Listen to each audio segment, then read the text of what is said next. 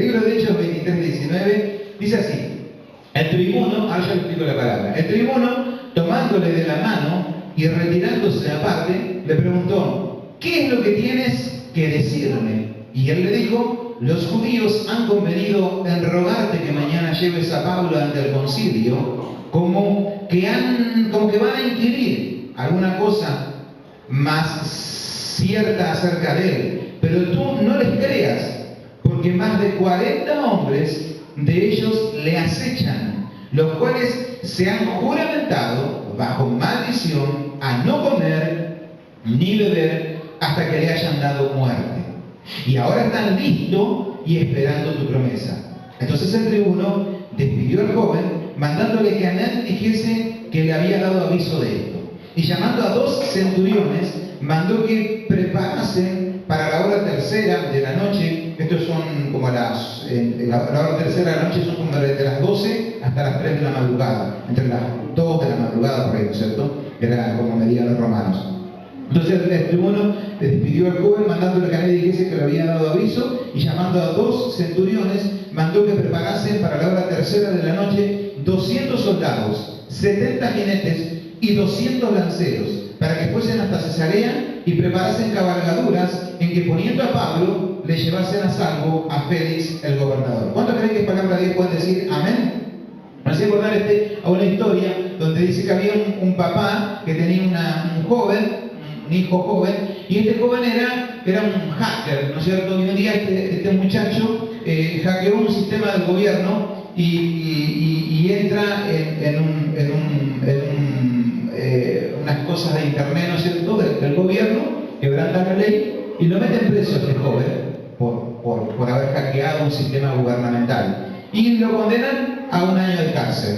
El joven se va a la cárcel, el papá le manda una carta al joven y le dice a su hijo, le dice: hijo mío, te extraño, pero si Dios quiere, el año que viene estaremos juntos. Y era más o menos estas fechas, ¿no es cierto? Así como este tiempo así de otoño, de abril, ¿no es cierto? Y le dice: y más te extraño en esta fecha, le dice el papá. Dice: porque para esta fecha me acuerdo que nosotros siempre teníamos nuestro terreno atrás y todos los años vos me ayudabas a dar vuelta a la tierra, ¿no es cierto?, del terreno que tenemos atrás, y todos los años preparamos una huerta, plantábamos tomates, plantábamos lechuga, acelga, y eso extraño ese momento compartir con vos, hijo mío. Es más, le dice el papá en su carta: este año no voy a poder siquiera plantar en el terreno porque yo ya estoy grande y no voy a puntear solo un terreno tan grande. Pero el año que viene, cuando vuelvas, si quieres, plantaremos juntos. Te quiere mucho tu papá, hijo mío.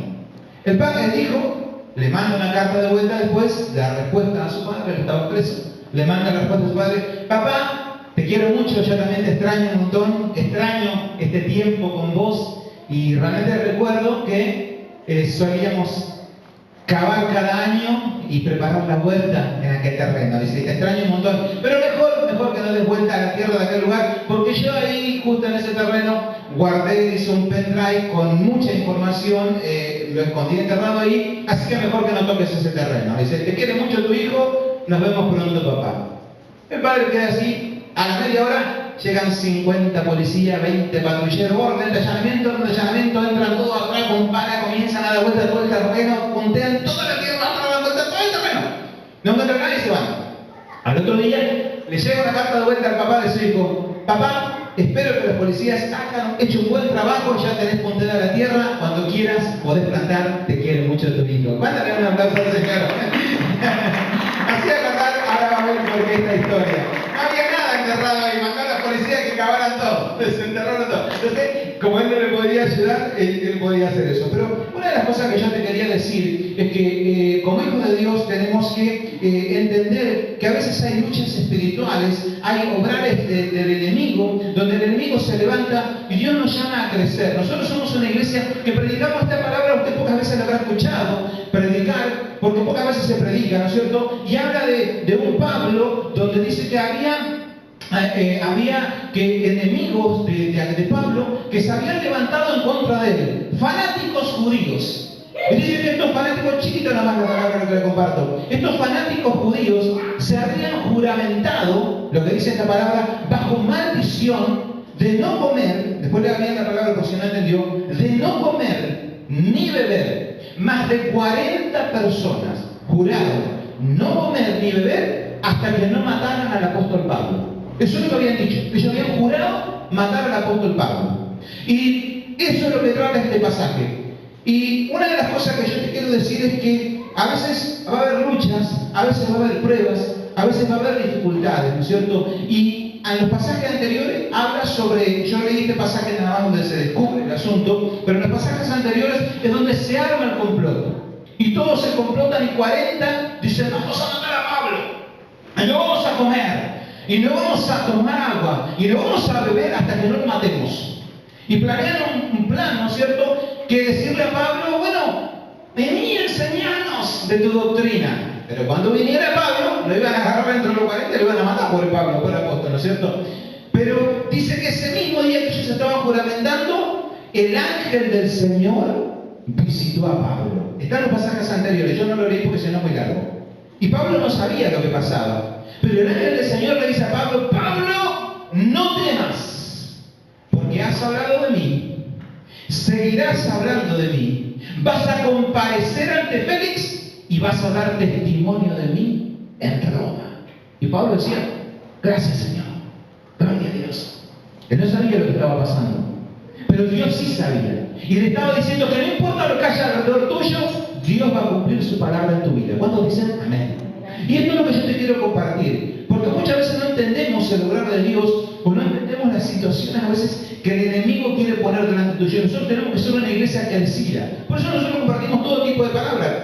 Hay lugares donde no se predica nada. Y me hacía acordar, nosotros compartimos sobre palabras sobre avivamiento, sobre adoración, sobre prosperidad, sobre el trabajo en la iglesia, de distintas clases de palabras, para ir creciendo. Yo me acuerdo que hace muchos años, allá en Mar del Plata, muchos no saben, pero uno de los grandes predicadores fue el evangelista Carlos Anacondia. Y el evangelista Carlos Anacondia, una de las cosas que hizo fue que él, donde cruzaba por las ciudades, muchos no saben, pero esto ocurrió por los años 80, hoy en día es viejito ya Anacondia, y todavía sigue haciendo campaña, pero donde iba Anacondia había campañas, y en las campañas se convertían en multitud, miles, no 2 o 3, miles se convertían al Señor. Por Mar del Plata también cruzó Anacondia, y Mar del Plata tenía 10 iglesias, 15 iglesias. Creo que a lo más de 100, tal vez 20. Pero un día, en los años 80, cruzó Carlos Anacondia. La primera campaña que hizo Carlos Anacondia, se convirtieron 85.000 personas. De golpe pasó a haber más de 100 a 120 iglesias en toda la ciudad. Y hubo un avivamiento terrible. Y la moda en aquellos días, cuando yo era chico, después también nos entregamos al Señor, fuimos a la iglesia, entre esos que se entregaron al Señor, y la moda era que había campañas, ¿no es cierto? Y había evangelistas, y había campañas, y por todos lados siempre había campañas. Entonces las iglesias seguían ganando almas y hacían campañas. Hacían un aire libre, había una plaza, creo que acá en San Sebastián a veces hicieron, varias iglesias agarraban una plaza y ponían parlantes y había un predicador. Se cantaba música y se hacía la campaña. Y se hacía 2 días, 3 días, 7 días, 2 semanas a veces una campaña. Y era re lindo. Yo era chiquito, lo viví en esos días y era re lindo. Porque íbamos a la campaña y cantábamos el nombre de Galilea, ¿no es cierto? Y lo mandábamos los pañuelos, ¿sí? Y el predicador cantaba y estábamos ahí y se convertían en almas nuevas. Estaba re bueno. Pero había algo que pasaba, que es que terminaba la campaña y teníamos que volver a nuestras iglesias. Y yo, qué aburrido volver a la iglesia. La iglesia, el pastor ahí predicaba. No había ni música en esa época. En la campaña había grandes músicos, lindos músicos, nosotros que tocaban, cantantes. Y en la iglesia no había ni músicos. Y la hermana que desafinaba, y el otro que no tocaba ni la guitarra. Pero nosotros, como hijos de Dios, tenemos que crecer en el Evangelio. ¿Cuántos dicen amén? No te puedo decir que es tonto, pero eso ocurría en todas las iglesias. Luego en los años 90 vino también el auge del avivamiento, por nosotros vivimos allá en Buenos Aires, en Mar del Plata, donde era el tiempo de la gloria de Dios. Y que la nube de la gloria de Dios venía al avivamiento y caía la presencia de Dios y la nube caía. Y la gente se empezaba a ir de un lado para el otro, ¿no es cierto? Porque decía, voy tras la nube, voy tras la nube, voy tras la nube. Y nadie se aferraba a ningún lugar porque todos iban tras la nube. Entonces nadie sabía que era la nube, pero todos se movían tras la nube. Después, aún hoy en día, el mismo obrar hace el enemigo. Hay gente que no le gusta porque quiere ir a recitales, quiere ir a eventos, quiere todo el día estar en campañas. No sé, no eran campañas, eran distintos eventos. Y cuando viene una prueba, cuando viene una lucha, cuando viene una dificultad, me voy, no siento al Señor, no siento nada.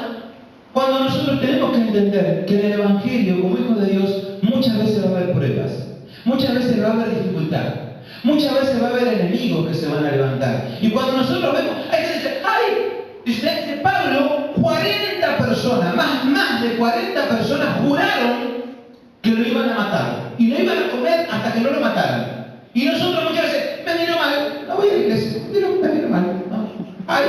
Se enojó conmigo, no me saludó, me voy. ¿De qué estamos hablando? ¿Sabe que hay una canción de Miguel Seca donde dice también, dice, no todos los que confiesan ser cristianos son de veras, pues lo que dicen con su boca luego sus hechos lo niegan, y en el más leve fracaso o en la más enérgica prueba demuestran que son soldados sin valor ni experiencia. Entre los que son auténticos y los que solo aparentan, la diferencia es muy grande, la distancia es gigantesca. Hay cristianos que son de oro y en el fuego lo demuestras, mientras que otros solamente son billutería cualquiera. Porque el cristiano que es cristiano se nota a las 20 leguas, cuando todo le va bien o cuando no levanta cabeza. El otro, por el contrario, en su boca siempre queja. Uno está sobre la roca, mientras otro está sobre la arena. El cristiano verdadero es semejante a la palmera, que cuando soplan malos vientos y romperse ya pareciera, que cualquiera que le esté viendo pensaría de igual manera, pero quedaría perplejo, viendo ya pasar los vientos, que ella permanece recta. El cristiano verdadero es semejante a la palmera. ¿Cuántos dicen amén? A veces va a haber luchas, a veces va a haber dificultades, a veces va a haber enemigos, a veces va a haber pruebas. ¿Por qué te digo esto? Porque es normal que el enemigo se levante contra tu vida. Es normal que alguien te quiera atacar. La Biblia, cuando nosotros vemos, la Biblia dice que a Moisés lo querían matar. La Biblia dice que a José lo querían matar. La Biblia dice que a David lo perseguían para matarlo. La Biblia dice que hacían complot contra Nehemías. La Biblia dice de Jeremías, se juntaron para comer mis carnes. Y la Biblia dice que a Pedro lo querían matar. Y la Biblia dice que a Pablo juraron más de 40 que no iban a comer hasta que no lo mataran. Y nosotros nos ofendemos porque alguien habló mal de nosotros, porque alguien dijo algo. Cuando nosotros comenzamos a ver, tenemos que entender que muchas veces va a haber pruebas, que no podemos evitar que alguien hable mal de nosotros, que un vecino, que un tío, que un pariente, que alguien se levante en contra de nosotros. Va a pasar, alguien va a hablar mal de vos. Y dice la Biblia, bienaventurados sois cuando digan toda clase de malo contra vosotros, mintiendo. La clave está en que digan mintiendo, no que digan la verdad. Pero si hablan de vos mintiendo, bienaventurados sois, dice el Señor. ¿Cuántos dicen amén? Por eso, lo que te quiero decir con este pasaje es algo pequeñito nada más. Que Dios, toda prueba, toda dificultad que estás viviendo, Dios la va a transformar para bendición en tu vida. ¿Cuántos dicen amén? Porque fíjense lo que pasó en este momento. Pablo no sabía nada, pero Dios sí sabía. Y eso era lo importante. Y un informante del tribuno va al tribuno, es el pasaje que leímos, y le dice al tribuno, no lleves a Pablo ante el concilio. Hay 40 que lo quieren matar. Es mentira que quieren hablar con Pablo. Le hablan en secreto. Y el tribuno le dice, ¿eso están queriendo hacer con Pablo? Sí, le dice, no digas nada. Esta noche yo lo soluciono. Se va y llama, ¿sabe qué? En esa época, algunos no saben, pero llama a 2 centuriones. Para la época de los romanos, o del tiempo bíblico, los romanos eran el ejército más grande sobre la tierra. Un soldado romano era una máquina de matar. Tenía el escudo más poderoso, tenía las espadas más poderosas y tenía la armadura más poderosa.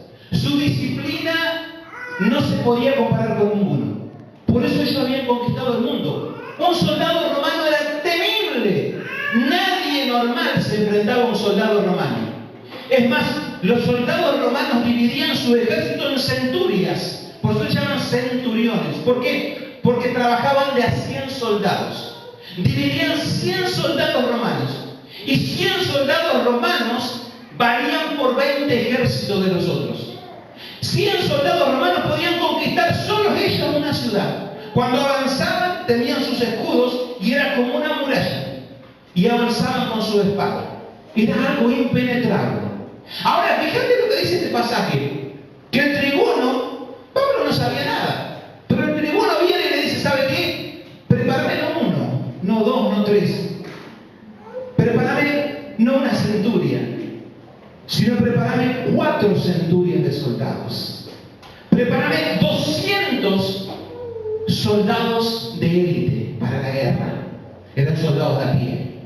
Prepárame 2 centurias, 200 soldados lanceros con lanza. Lo más temible que podía haber en el ejército romano era un lancero.